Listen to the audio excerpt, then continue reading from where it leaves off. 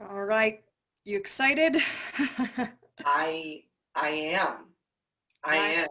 With the pandemic, I haven't been able to display thermodynamics to my kiddos quite like this. You kids are going to love this. All right. The Law of Thermodynamics brought to you by Professor, what's his name? He is a great guy back at Oxford. I studied under him for several years. Mm-hmm. Great first graph. Great first graph. Yeah. No, you take this. No, you take this. No. Oh, okay. What we're looking at here is what the inside of our brains look like when we aren't actively thinking about and learning about thermodynamics. Next slide. And can I take this one? Yeah, of course. Take it. God, I just love Professor's what's his name's graphics.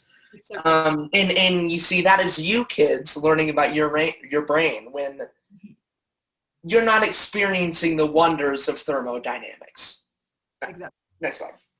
Yeah, so this right here is what a scrambled egg looks like when you put it in a pan and you didn't completely get all the water out of the pan. So there's like one single drop of water. And so this is what you should be doing every morning. You make your scrambled eggs and your brain turns on and you say thermodynamics. Now let's get into what the thermodynamics of the pan are. Take it away, Professor Landon. Cool sunglasses. Mm-hmm.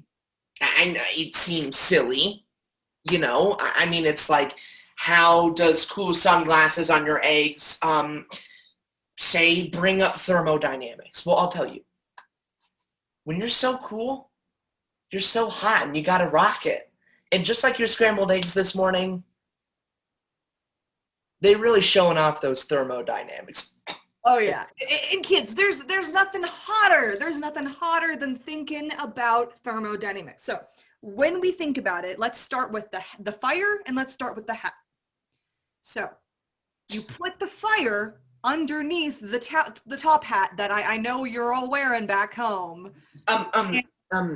Excuse me. Go ahead. Sarah, I know you studied under Professor what's his name, but I'd just like to interject. That's an ice cube. No, but you studied under Professor what's his name, so you keep going. Anyway, so you put the fire under the top hat or ice cube. They're interchangeable. That's what Professor John what's his name used to tell me is that fire, top hat, ice cube, you can switch them out. Okay, next slide. Let's move on from this. Get rid of the top hat, get rid of the ice cube. Can you tell us why, Professor? Because you can't have the thermo with the ice cube. Exactly. You can only have the thermo with the fire. And so here is an actual diagram of me getting home after a long day of thinking about thermodynamics. I like to walk up to my house with a little match in my hand. And what happens here is I throw it at my house. And I'm thinking to myself, ooh, is this going to set it on fire? And the answer, no. Nope. Thermo, baby, we fooled you. We fooled you. Of course the house is on fire. I burn a house down every day because that is my commitment to thermodynamics. Ah, so cool. Hot. We're talking about getting hot here, kids. Let's go back to the brain. Professor Landon, if you want to take it away. Yeah. So, as I said before, this is you looking at the brain, but if you care to, when you're thinking about thermodynamics. Again! Your brain's on fire! Super hot, kids, super hot. God, next.